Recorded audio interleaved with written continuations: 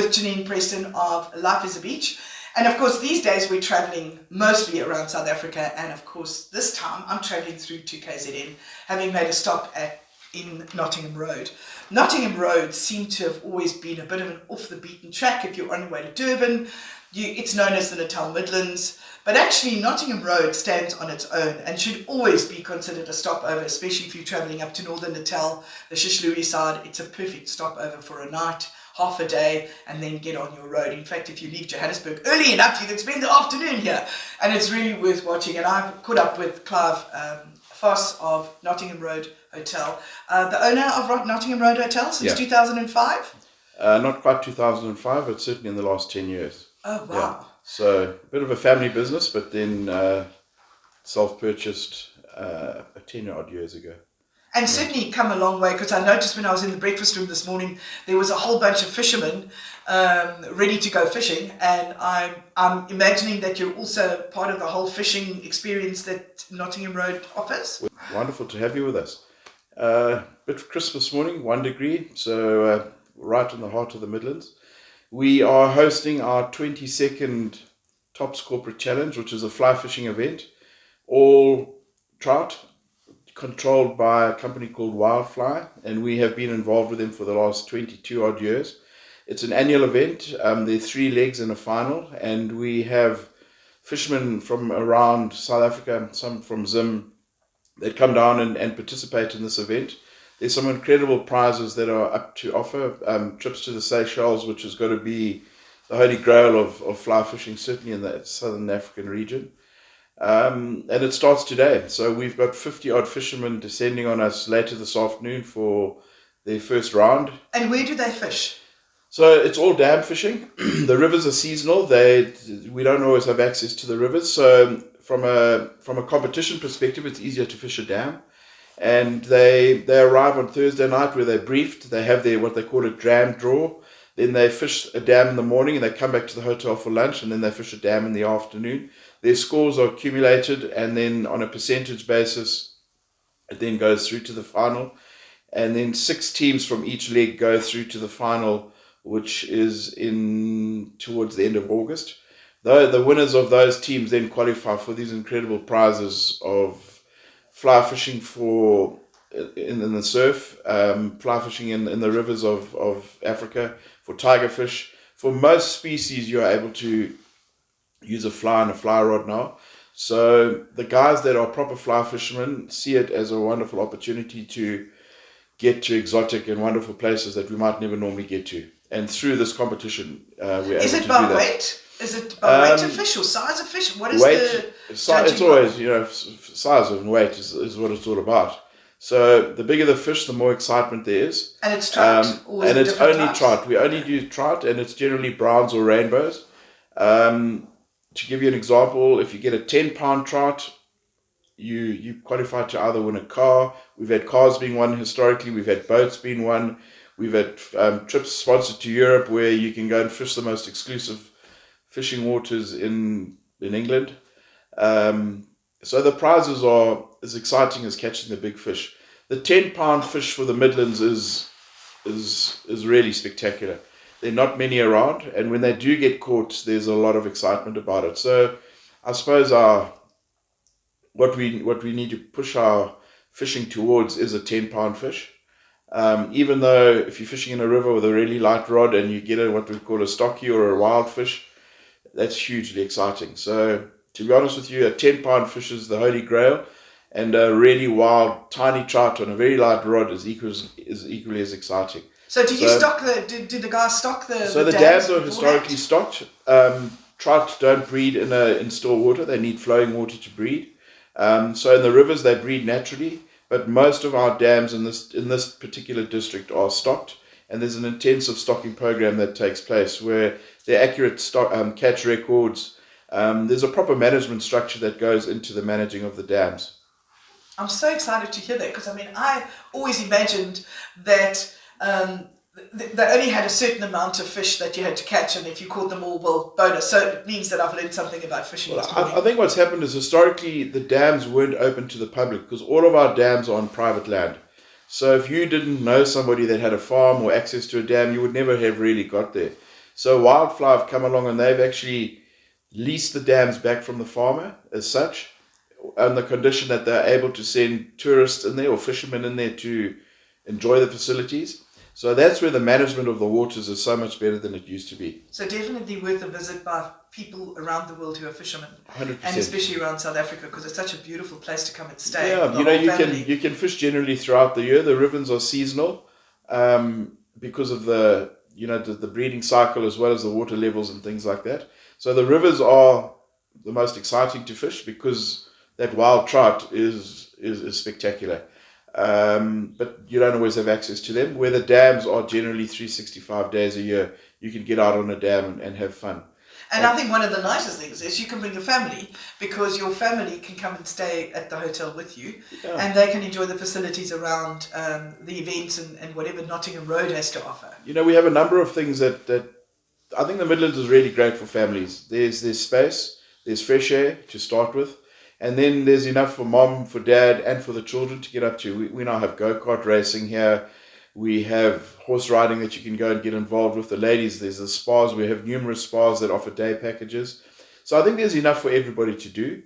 Our weather can be unbelievably good and it can be unbelievably poor. One would almost think that you're living back in England.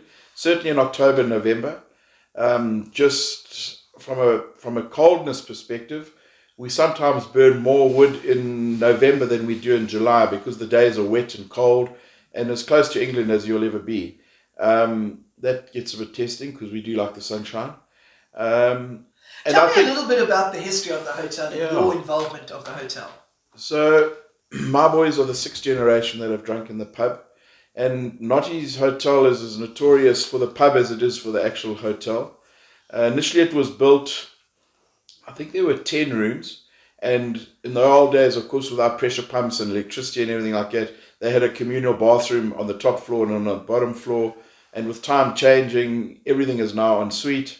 I've built an additional 10 rooms onto the hotel, so we're now up to 24.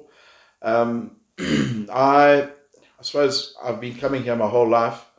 I think, I'm just trying to remember. You go back in time. We're the fifth generation that have lived here, my boys being the sixth. So we have a close history with Nottingham Road right from the early days. And I can't remember how I ended up back in Nottingham Road, but a lot of it had to do with the schooling of our kids. And we got involved in 2005. And I've always enjoyed history, and I've always, particularly the older I've got, the more I've enjoyed what's going on. And Nottingham Road really came about with a train station, as most small towns did. And when the train stations came about, they needed somewhere for somebody to stop and stay. And in those days, trout fishing again was one of the activities that they offered, because by that stage there were trout in the rivers. Very few dams then, but the rivers were open for fishing. And you were telling me how trout got here. Yeah, it was an incredible story. I mean, in all the colonies, as the British Empire was growing, they took their sports, their traditional sports of Europe back into, well, let's just talk about South Africa, which was generally hunting, shooting, fishing. And they then brought the trout out here because they felt that they could work in our streams. So that they're really an exotic species into Africa now, and it's been going since 1900. And a lot of the main guys, I mean, Rhodes was instrumental in bringing trout out here. So you've got to think about, he got as far as what is now currently Zimbabwe, and he took fry and roe up into Rhodesia, what was then Rhodesia in those days, and put them into the mountain streams of Anyanga. So that's how far these guys went. Wow. Then, of course, in Kenya, the colonialists up in Kenya, they took them into the mountain streams there. So they generally, as the colonial settlers came out, they brought their hunting, shooting, fishing ways with them. So wing shooting was a very popular sport. Hunting, just for game, is a popular sport. And, of course, then the fishing came about. So as Natal developed, the railway line came right through Nottingham Road. And then the hotel was developed. It was built by the Singleton family, and they had it. Our original constitution for our Farmers Association was written here, and I've got the document up on the wall in our reception area. And then we were a mixed farming community. You know, we did beef, we did dairy, we did maize, we did potatoes, and And horses were a huge part of the community because we were above the horse sickness zone. So horses they call them salted. The word is salted. That they wouldn't get African horse sickness. Anything closer to Durban, horses were renowned for African horse sickness. So this was the area where they were sort of free. So again, the sport of racing came here, and up until, I suppose, the 90s, Nottingham Road was renowned for its stud farms, thoroughbred racing. And with time, the farms have gone, and we've now diversified. We're now one of the biggest dairy farming communities in South Africa. We have extensive, highly mechanized farming operations here now. Potatoes being another one. Certain guys are running beef studs that historically left as the farming methods changed. They've now got top of the range beef studs in the area. And then as sort of Nottingham Road grew from 1900 to about the 1940s, there wasn't very much going on. 1950s, it remained quite stable.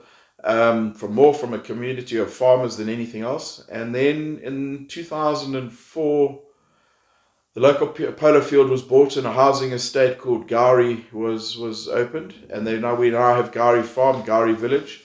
Gowrie Farm is where our golf courses. It is one of the top 9-hole golf courses in the world. It's got numerous prizes and accolades for being really, really spectacular. They're now extending it to 18 holes, which should be finished by February of 2024. So that brought people into Nottingham Road. The houses have brought people into Nottingham Road. We're very blessed. We have 2 wonderful private schools here called Clifton Prep School, and then of course there's Michael House. We have a new college called Carlisle College that's just reopened what was the old King's. So a lot of people were at school here in their early sort of lives and have moved back to Nottingham Road because we now have these housing developments, and it's a sense of living in the country, yet we're close enough to Durban and Johannesburg if we need to commute and go to the big smoke to do what we need to do. That was what they used to call London, was the big smoke. Well, Nottingham Road is now the tiny smoke. We call it sexy. People like the sexiness of Nottingham Road. There's a close village camaraderie. Even though we've sort of exploded at the seams with the housing developments coming on, most people know each other. And again, they all come to the Notties pub and have a beer on a Friday night. Tuesday night, we have a very strong following of all our local people coming through. So the pub is still very much part of our community. We don't have a country club. We don't have a facility like that. So in times of hardship and joy, it's amazing. People flock into the pub and come and support it. And tell me a little bit about Charlotte. Charlotte seems to have been iconic in room 10. And Charlotte's been phenomenal. I've never seen Charlotte. My opinion is it's red wine or Hunter beer based that she gets up to her antics. I've had numerous people over the years that I've been here tell me what they've experienced. She was interviewed by Ghost Hunters International, which was that American film crew that came out here. We've had numerous clairvoyants as well as spiritual people come through. And the story of Charlotte is that, and I think this is more folklore than anything. I love folklore. She was meant to have fallen in love with a soldier that came through Nottingham Road on his way to the battlefields of Ladysmith. He was consequently killed, and in a moment of madness, she jumped out of the second story and was injured, and at that time there was not really any form of medical care, and she passed in the hotel. So Charlotte has been around. I've been involved with a particular clairvoyant that said there's more than Charlotte. There's an old man with a dog. There have been kids. And you have to remember that at the time of when this hotel was built, there's a really good chance of someone having passed here because medical assistance was nowhere. Peter Maritzburg was your biggest centre, but in the early days that would have been 2 or 3 days drive, maybe hike to get to hike first. So I believe people have passed in this hotel. There's no accurate record of who did and who didn't. We have no way of finding that out. Do you think they would have used it as a medical centre during the Boer War kind of? No, definitely not. It wasn't used for anything like that. It's never had a hospital or a refuge type existence. It's always generally been a hotel. So Charlotte's been around, and we have stories of people waking up in the middle of the night with this unbelievable piano noise going on, but no particular tune, just banging of the keys, and thinking, my God, these people are so irresponsible for playing a piano at 2 a.m. without a tune, getting out of bed and coming downstairs, and there's absolutely not a soul in the hotel. And do you have a piano here? There's a piano just behind us, in fact. So there is a piano, and I think the guests know there's a piano, and then often what happens is when I say often, what happens is the ladies that run the front desk will arrive to work at 7, we open at 7, and there's somebody standing at reception waiting for them with the story of this incredible noise, and then coming downstairs and nobody there. The story of Charlotte. We've had guys with their bags unpacked. We've had face cloths put onto pillows.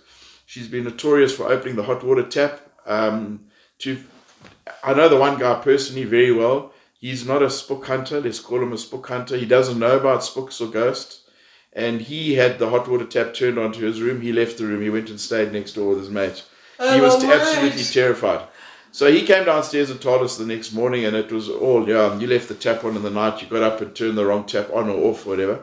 He is adamant that he experienced Charlotte. I had another guest, room 12 and 14 opposite each other, and he was in 14, and he again was standing waiting at reception and said, listen, we need to get a doctor here now. There's a guy in room 12 that's coughed his whole lungs out. The whole night, I haven't slept a wink. I tried to knock on the door, I couldn't get in. To cut a long story short, we said there's no one in the room. He said, I'm telling you, there's someone in that room. We need to go. Anyway, we got the key, went upstairs. The room was unslept and it was empty. And that really rattled his cage, because he said, I didn't sleep a wink last night. This guy was all over me. The noise, the coughing, the continuous coughing. And you would have thought they'd record it, at least on their phones. You know, we've had so many people send us pictures and their experiences, and we've said, well, forward it to us on an email format or whatever. And we've never received a single one. The emails never got to us. So we don't even get the email come up on the screen. And that's I can tell you, I've experienced that, where someone has said, I've taken a picture, you can see the orb. It's unbelievable, it's so clear. So they say, well, forward it to us so we can have a look. It never comes through. My goodness me. Yeah. That is so exciting though. Yeah. So we feel Charlotte is a friendly ghost. She's quite keen to know that the festivities of the pub continue, and the banter and the nonsense that goes on does carry on, because it's very much part of us. We are a pub with rooms. We happen to have nice, comfortable rooms, but the pub is the be-all and the end-all. It's the heart of the hotel. The heart of the hotel. We have golf crews that come down here, and they specifically stay here for the nonsense that goes on and the fun and games of Notties Pub. Great place to watch rugby. I think it's the closest you'll get to a stadium because of the ambience and the vibe and everything like that. So I guess you'll be watching the rugby on the 8th of July when we play the Aussies? We're going to be, it'll be very big. Full pub, lots of action. I can imagine, because I think you've got quite a few ex-rugby players that also live in the area. Yeah, we're very blessed. Provincial players. With the schools being as good as they are, we've had a number of very successful sportsmen live in our district. From international rugby players, we have a former Miss South Africa living with us here. I think we've had one or two. We certainly have more than one or two that come through here on a regular basis. And with the World Cup rugby coming up, I would imagine you're going to be pretty full for that month. Yeah, it'll be phenomenal. I mean, I think rugby is still very much part of our culture and in our blood. And yeah, Notties Pub is a great place to watch and enjoy. And tell me something, you were talking about the schools in the area and their involvement with the hotel. I presume parents also come and stay here when they come visit the kids for the weekend, because they do have weekends out, etc. Yeah, it's, right from we have Clifton Prep School, which is from grade 0 to up until grade 7.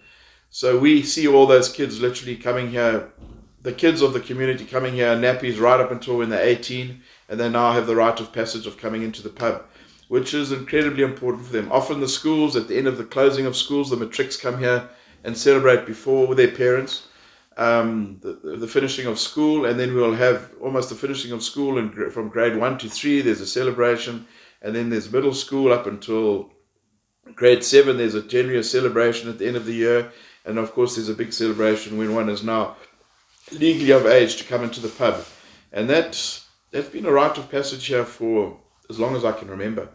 And you'll have Granny dad and daughter, all in the bar, 3 generations celebrating, really having a good time in the pub, because they all did many years ago.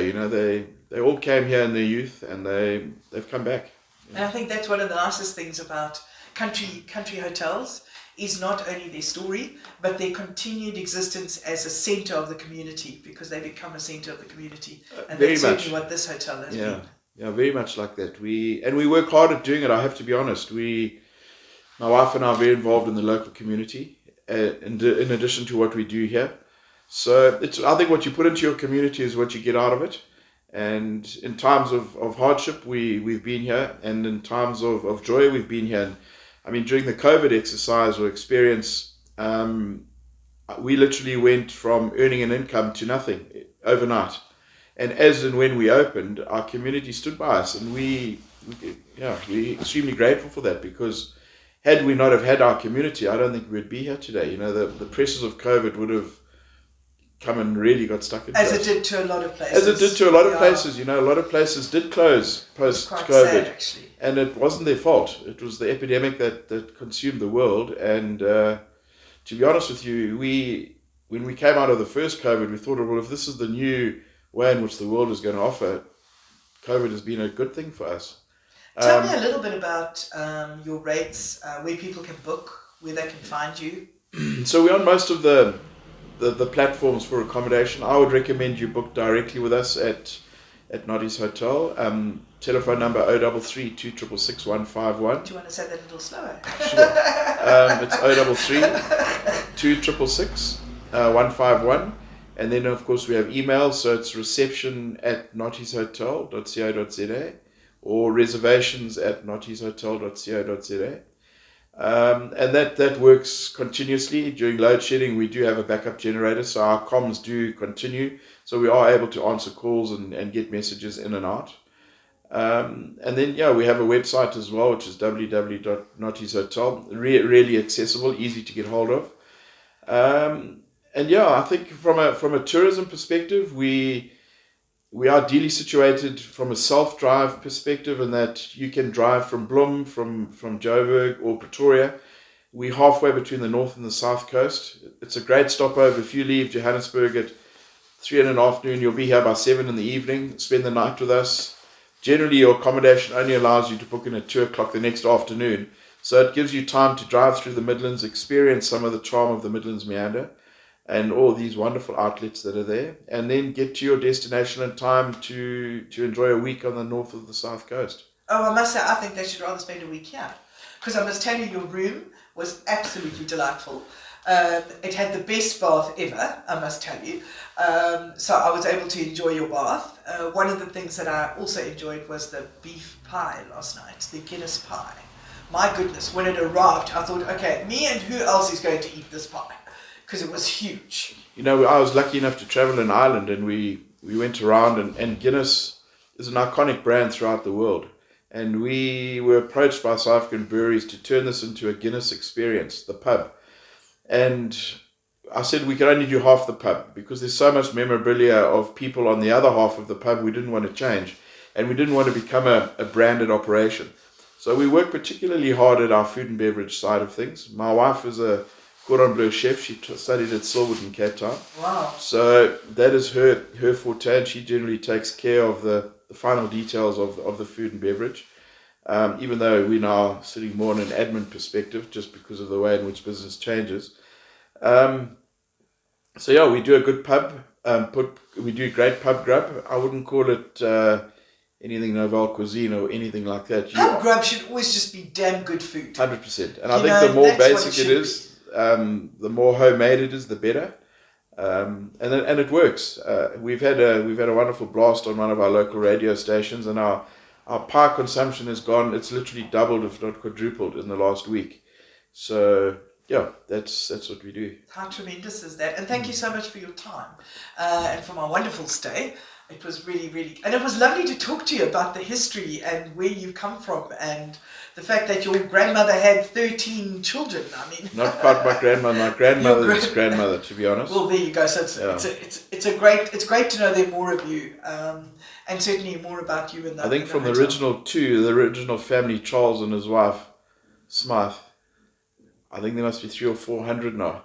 So there's a gathering every 10 years. There's a gathering of the original family, and one sees how it explodes. So it's good to know that if one of your kids dates somebody in Nottingham Road, they'd best check their lineage.